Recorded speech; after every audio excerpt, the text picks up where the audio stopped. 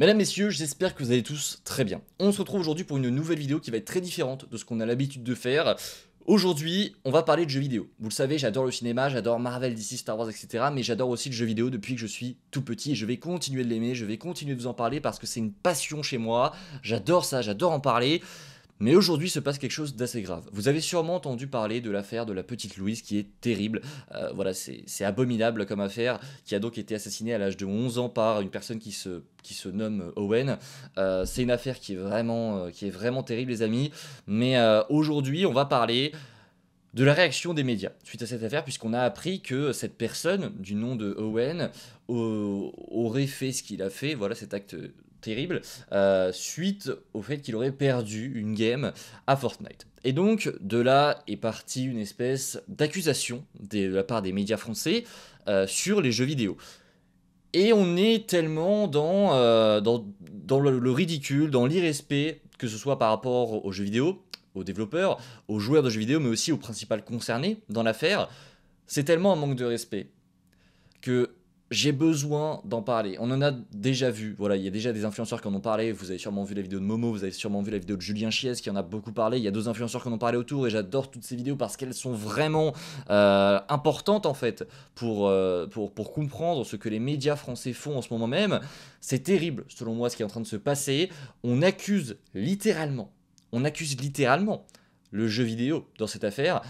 Je vais vous montrer au travers de plusieurs extraits ce qui a été dit. Peut-être que vous avez déjà vu ces extraits, mais j'ai besoin de vous en parler parce que selon moi, c'est une atrocité. Déjà, l'affaire est atroce, mais en plus de ça, les médias viennent en rajouter une couche sur quelque chose qui est ridicule. On va en parler, les amis. C'est une vidéo que j'espère voilà, j'espère que je n'aurai plus à faire ce type de vidéo, mais aujourd'hui, j'ai besoin de la faire parce que c'est selon moi quelque chose d'assez important. Et vu que je suis un passionné de jeux vidéo, que j'adore jouer, que j'adore vous parler de jeux vidéo, c'est selon moi important de revenir sur tous ces points-là qui sont totalement irrespectueux en fait. C'est dingue de voir à quel point des chaînes françaises, des médias français qui sont regardés par des millions de personnes désinforment. Là, vous allez voir, c'est de la désinformation pure et dure. Et on va tout de suite commencer. J'ai sélectionné le meilleur de ce que vous pouvez retrouver en termes de conneries sur ces médias. Bon, voilà, là c'est du CNews, très clairement. C'est dans le Morandini Live, je ne regarde pas du tout, mais c'est ici qu'en gros il va commencer à vous parler des jeux vidéo, de ce qui s'est passé. Il va vous expliquer voilà ce qui s'est passé. Il va commencer. Il aurait piqué un coup de colère parce qu'il serait parti. Moi je me suis dit que c'était peut-être intéressant de voir à quoi ressemble ce jeu. Donc je vous propose de regarder 30 secondes. C'est la bande-annonce qui avait été faite pour ce jeu Fortnite. Et ensuite on en parle avec Laura Lebar qui est psychanalyste et qui justement s'est penchée sur les rapports entre les jeux vidéo et la violence. Voilà, donc là il vous montre une bande-annonce de Fortnite. Je tiens juste à noter comme ça, même si on va avancer après, qui vous montre un extrait de Fortnite Ballistic. Fortnite Ballistic, c'est littéralement un mode de jeu qui est sorti il y a pas trop longtemps, mais c'est le mode de jeu le plus violent de Fortnite. T'es en vue de première personne, tu ne vois pas les personnages, ça augmente le fait que t'es dans une situation de guerre. C'est le mode de jeu le plus violent. Je dis pas que c'est fait exprès, je dis juste que sur tous les trailers du jeu Fortnite, t'étais obligé de prendre un trailer qui te montre un truc violent. Il en existe des tonnes et des tonnes des bandes annonces du jeu Fortnite. Je connais ce jeu, j'y ai joué, on va faire pause 2 minutes. J'ai joué à ce jeu depuis très longtemps. Je continue d'y jouer un petit peu, mais je suis un grand joueur, donc je connais. Voilà, je me suis renseigné sur le sujet, puisque moi je connais le sujet. Mais rien que dans la manière de faire, dans la manière de montrer comme ça au public, aux personnes qui ne connaissent pas le jeu, tu choisis un extrait qui est sûrement l'extrait le plus violent, alors qu'à la base Fortnite c'est un jeu qui est ludique, très clairement. Voilà, c'était juste pour commencer. Ça m'a un petit peu perturbé déjà quand j'avais vu cet extrait. Mais on va continuer. Et là, vous allez voir la réaction d'une personne qui ne joue pas aux jeux vidéo. En le Voilà. regardant, vous avez dit, je comprends pas. Écoutez ce qu'elle dit.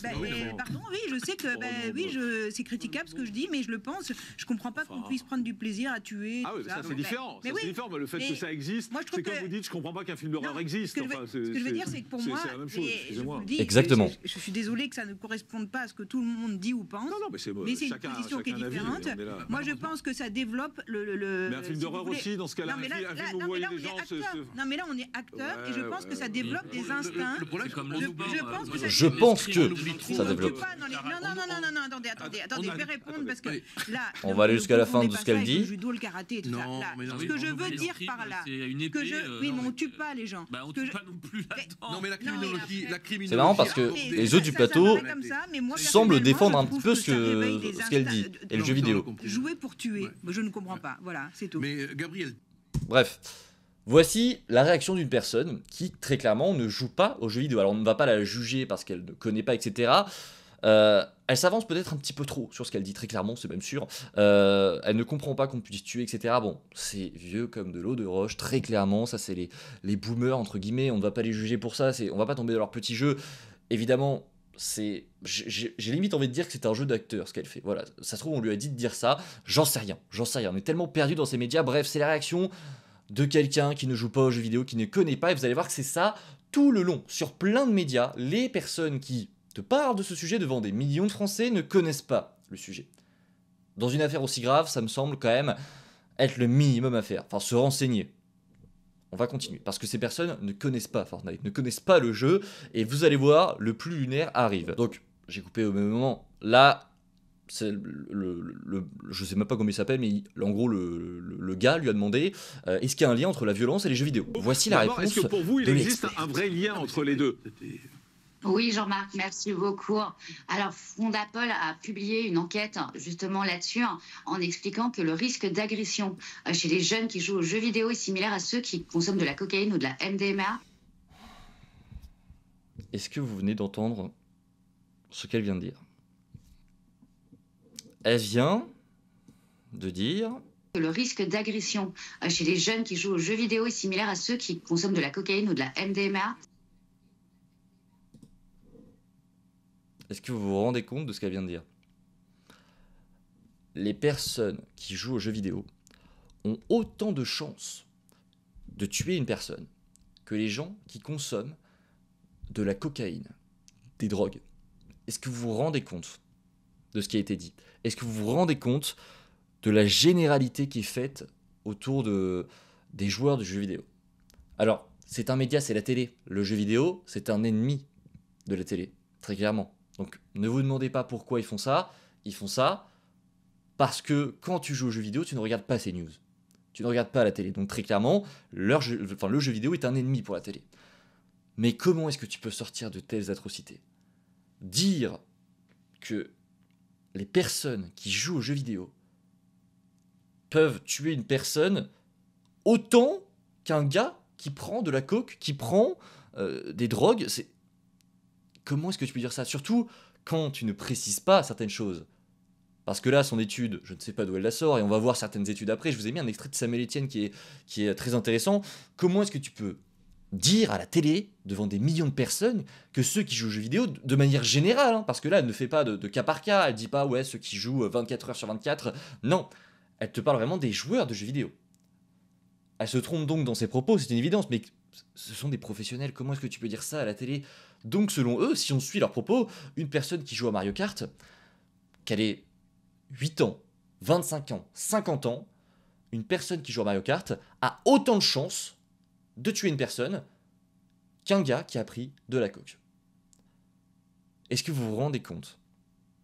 Et donc là, dans toute cette affaire, on est en train d'accuser le jeu vidéo d'être le meurtrier. Très clairement, c'est ce qui est dit, c'est terrible de dire des choses comme ça, mais c'est très clairement ce qui est mis en avant par ces chaînes de télé. Ça a été un petit peu modifié après, mais c'est très clairement ce qui est dit. Et je trouve ça... mais dingue et irrespectueux en fait. Parce qu'en fait, selon ces chaînes de télé, c'est pas le principal accusé, donc la personne qui s'appelle Owen, qui a un problème. C'est pas lui le problème, c'est le jeu vidéo.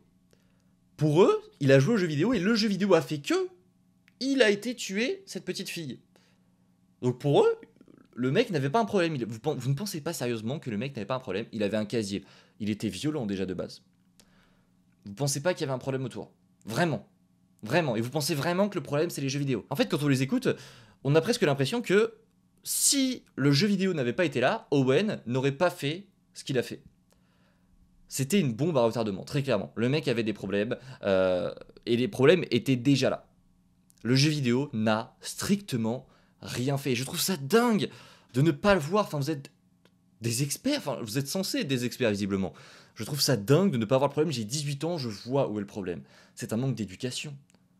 Tu laisses ton enfant jouer aux jeux vidéo, tu peux, je joue aux jeux vidéo, mes parents m'ont laissé jouer aux jeux vidéo, mais avec des limites. Quand j'étais plus jeune, quand j'avais 14-15 ans, on était toujours en train de me dire, tu joues 1 heure, après t'arrêtes. Alors, sur le coup, j'étais en train de râler, évidemment, parce que je voulais jouer plus, parce que mes amis jouaient à des heures différentes, mais j'avais pas le droit à plus. Tout ça, c'est une question d'éducation. C'est terrible d'entendre ce genre de choses, parce que là, ils désinforment très clairement les personnes qui regardent la télé française. C'est terrible, il y a des millions de personnes qui ne connaissent pas le jeu vidéo, qui regardent ça et qui se disent « Ah ouais, du coup, c'est de la faute du jeu vidéo ». Alors que non, c'est un problème d'éducation, c'est simple. C'est simple à comprendre, mais ici, CNews te montre l'inverse. Et selon eux, non, c'est pas un problème d'éducation, c'est pas qu'il avait un petit problème, c'est pas qu'il avait un pet au casque, c'est juste que il a joué aux jeux vidéo. Ouais, non mais il a joué aux jeux vidéo, c'est le problème. Et quand tu joues aux jeux vidéo, t'as autant de chances de tuer une personne qu'un gars qui prend des drogues. Ça fait 2 minutes qu'on regarde ça. C'est déjà n'importe quoi. Elle nous parle d'études. Ces études n'existent pas. Elles n'existent pas. Et je vous ai mis un extrait de Samuel Etienne qui... Je vais essayer de retrouver. L'extrait de Samuel Etienne, il est très intéressant, les amis. Il est juste là. Je vous laisse l'écouter parce que vraiment, ça parle donc de ces fameuses études. Et moi-même, j'ai fait des recherches. J'ai trouvé des études d'Oxford, etc. Vous allez voir qu'il n'y a quasiment aucune étude qui parle, enfin, qui ont montré que les jeux vidéo peuvent rendre violents. Parce qu'elle nous parle de ça, en fait. Mais cette étude n'existe tout simplement pas. Vous allez voir. Epsilon, excellent magazine scientifique en France, qui a fait un dossier sur les jeux vidéo rendent-ils violents. L'édito du début il est super intéressant. Epsilon dit, écoutez, nous on est parti sans a priori, c'est une démarche scientifique, et on s'est dit on va aller chercher les études qui disent que les jeux vidéo rendent violents et les études qui disent l'inverse. On va les comparer, on va voir quel est. Et écoutez bien. Dans l'édito, que dit la rédactrice en chef ou le directeur en chef de Epsilon? On a cherché des études scientifiques pour montrer que les jeux vidéo rendaient violents, on n'en a pas trouvé. Elles n'existent pas. Voilà. Il n'y en a pas. Il n'y a pas d'études scientifiques qui ont réussi à montrer que le jeu vidéo rendait violent. Il y a des études qui montrent l'inverse. Oui, et par ailleurs qui montrent que... Encore une fois, nous les joueurs, on le sait, parce qu'on joue. Mais pour les personnes qui ne savent pas, comment est-ce que tu peux sortir de telles conneries à la télé devant des millions de personnes? Je le répète, mais c'est terrible, c'est un manque de respect déjà pour les principales concernés de l'affaire, mais pour tous les joueurs de jeux vidéo et pour toutes les personnes qui travaillent dans le monde du jeu vidéo. C'est terrible de sortir ce genre de conneries à la télé. Bref, les amis, continuons, parce qu'il y a un dernier extrait qui est selon moi lunaire. Je voulais demander mais est-ce que c'est pas un défouloir en même temps ces jeux vidéo? On voit les images à gauche de l'écran pendant qu'on est en train d'en parler. Est-ce que c'est pas au contraire un défouloir? Alors, il va y avoir plusieurs choses. C'est toujours, comme vous le disiez tout à l'heure, comment je regarde un film d'horreur, qu'est-ce que j'en fais? Qu'est-ce que je fais de cette information-là? Et on l'a vu souvent dans Crime aussi. C'est-à-dire, je prends une information, comment je me l'approprie et comment je la véhicule dans la vie. Aujourd'hui, d'utiliser trop de jeux vidéo, qu'est-ce que ça engendre dans le cerveau? C'est de ça dont il est question. Et ça engendre une mauvaise connexion au niveau du lobe frontal. C'est-à-dire qu'on va engendrer des symptômes qui vont se rapprocher de la schizophrénie, de la bipolarité, avec des passages à l'acte de plus en plus nombreux, car le cerveau va enregistrer le jeu vidéo comme étant fait un humain, comme un scanner, à force de passer plus de temps, et l'être humain comme étant un objet. Et donc, c'est une connerie monumentale. Encore une fois, elle ne raconte que de la merde. Mais genre vraiment, depuis le début, depuis, je ne sais pas qui est cette personne honnêtement, elle est psychanalyste. Déjà. Par pitié, que dit cette personne? En fait, ce qu'elle vous dit ici, et c'est marrant la manière dont elle le fait, elle essaye de vous faire passer le truc en mode, si vous jouez aux jeux vidéo, vous faites ça. Sans vous dire que ces cas dont elle parle, c'est des cas extrêmes de personnes qui jouent de manière abusive, qui n'ont pas reçu d'éducation et qui n'ont pas de limite. Et qui forcément ont un retard de croissance. Parce que c'est évident, si tu joues aux jeux vidéo beaucoup trop longtemps, si tu joues 24 heures sur 24, tu vas avoir des problèmes de croissance. C'est une évidence. Des cas extrêmes comme ça, il en existe très peu. Le cas d'Owen n'en est pas un. N'allez pas me sortir que c'est à cause des jeux vidéo, etc. Non, on vient de le démontrer très clairement. Jamais elle ne te parle de problèmes d'éducation, jamais elle ne te parle de parents qui doivent limiter, etc. Jamais. Jamais. C'est le jeu vidéo, c'est à cause du jeu vidéo, c'est tout. À partir de là, la limite entre le mal que je peux faire et l'empathie qu'on doit ressentir envers un être humain, bah, elle disparaît.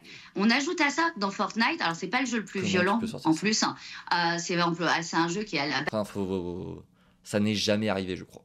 Enfin, faut vraiment jouer des millions et des millions d'heures, en fait. Pour arriver à ce stade-là, c'est dingue. Elle te le fait passer comme si c'était un truc qui arrivait si tu jouais 1 heure à FIFA le samedi. Je trouve ça lunaire. Mais elle disparaît. On ajoute à ça dans Fortnite, alors c'est pas le jeu le plus violent en plus, c'est un jeu qui est à la base assez ludique. Dans Fortnite, on a le phénomène de groupe, c'est-à-dire que c'est un jeu qui se joue à plusieurs, et donc dans tout phénomène de groupe, et on le voit sur plein d'affaires, la personne se sent plus forte, se sent plus à même de pouvoir commettre un crime parce qu'elle se sent épaulée, et finalement, la différenciation dans le cerveau entre le réel et le virtuel peut être très très complexe, ou en tout cas le devenir. Donc, en plus de vous dire que si vous jouez aux jeux vidéo, vous avez autant de chances de tuer une personne qu'un gars qui prend de la coke, vous avez aussi plus de chances de tuer une personne si vous jouez avec vos amis. Voilà. C'est dingue. Là, on va passer un extrait de... je sais même plus son nom, c'est Yann Moix, un truc comme ça. Je me suis renseigné un peu sur la personne. C'est pas une bonne personne. Enfin, je vais pas juger une personne, etc. Je ne le connais pas. Simplement, de ce que j'ai vu, je me suis renseigné. C'est déjà une sacrée ordure, visiblement. Il est apparu sur des extraits aux côtés du porc qui est Gérard Depardieu. On va écouter ce qu'il a à dire. Il y a quand même une corrélation entre le mal-être des enfants, qui d'ailleurs sont enfants jusqu'à l'âge de 25 ans, et l'accoutumance à ces jeux complètement abétissants, débilitants, que les parents fréquentent également. Oui. Parce que le nombre de demeurés adultes qui jouent à ça, j'appelle tout adulte de plus de 25 ans qui joue à ça un demeuré. Vous êtes des demeurés. Sachant que la moyenne d'âge des personnes qui jouent aux jeux vidéo, elle est de plus de 30 ans. Vous voyez à quel point cette personne s'est renseignée, à quel point cette personne connaît le jeu vidéo, à quel point elle s'est renseignée pour dire ce qu'elle a à dire dans cette émission sur C8. C'est dingue de désinformer à ce point-là et de parler de choses qu'on ne connaît pas. Et je trouve ça terrible aujourd'hui à la télé de désinformer les gens, vraiment, et d'être aussi affirmatif dans ses propos. Le mec, selon lui, les jeux vidéo, c'est de la merde. Si vous y jouez, que vous avez plus de 25 ans, vous êtes un demeuré. J'ai 18 ans, heureusement ça va. Vous êtes un demeuré. Vous êtes un abruti, même, il va dire. Il parle d'une chose qu'il ne connaît pas. Le jeu vidéo est un art, il y a des personnes qui travaillent derrière, qui font tout pour te développer des personnages, pour te développer tout un univers, etc., te raconter une histoire, te faire passer des messages. Il y a des jeux qui m'ont donné des leçons, The Last of Us, etc. C'est des leçons, des moments que je retrouve peut-être rarement ailleurs. Des moments qu'on ne retrouve peut-être pas au cinéma, qu'on ne retrouve peut-être pas dans un livre, vu que c'est apparemment un écrivain. Tu peux en retrouver dans des livres, tu peux en retrouver au cinéma, mais il y a d'autres choses que tu retrouves aussi dans le jeu vidéo, des choses qui font partie de l'art, de ce qu'on cherche dans une œuvre artistique. Le jeu vidéo est un art, mais cette personne, en fait, c'est pas qu'elle le nie, c'est qu'elle ne connaît pas. Elle ne le connaît pas. Tu peux ne pas connaître, tu peux ne pas jouer aux jeux vidéo, tu peux ne pas aimer.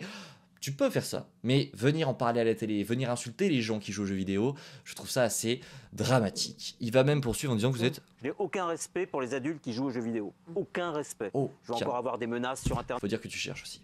Aucun respect, je te le confirme. Il y a des choses plus intelligentes à faire, les gars, que d'aller se souiller le cerveau et insulter sa propre intelligence et son être même, que d'aller sur des écrans jouer à des singes, des bananes et des céréales. Là voilà, la phrase typique d'aller jouer sur vos écrans des singes et des bananes, c'est vraiment la preuve ultime que le mec n'y connaît rien, vraiment, genre, il n'a jamais touché une manette de sa vie, c'est un frustré. Non mais si ça va des singes et des bananes, non, ça va, ça fait du bien. C'est un terme générique pour dire que même si c'est des jeux de guerre, des trucs de serial killer, vous êtes des abrutis, vous comprenez ça?